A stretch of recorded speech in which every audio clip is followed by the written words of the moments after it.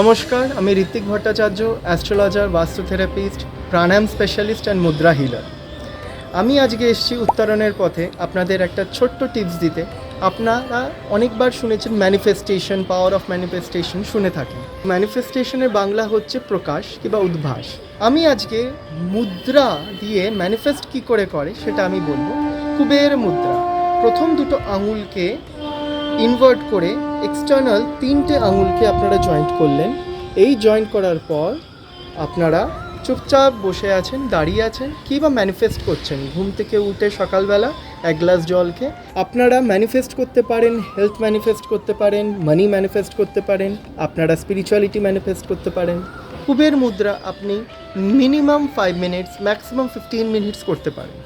দিনে দুবার করতে পারেন, সকালবেলা, সন্ধ্যাবেলা। আপনি এক গ্লাস জল খেয়ে করতে পারেন, আপনি খাবার খেয়ে করতে পারেন, কিন্তু খালি পেট আপনি করবেন না।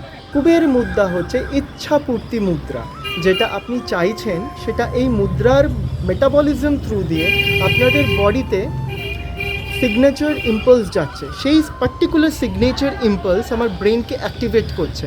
সুতরাং আপনি যেটা ম্যানিফেস্ট করছেন সেটা আপনি কিন্তু সেই কাজটার মধ্যে ইন্ডালজ হয়ে যাবেন, সেই কাজটা আপনার কাছে চলে আসবেন। অ্যাট্রাকটিভনেস টু দ্য ম্যানিফেস্টেড আইটেম সেটা কিন্তু হবে।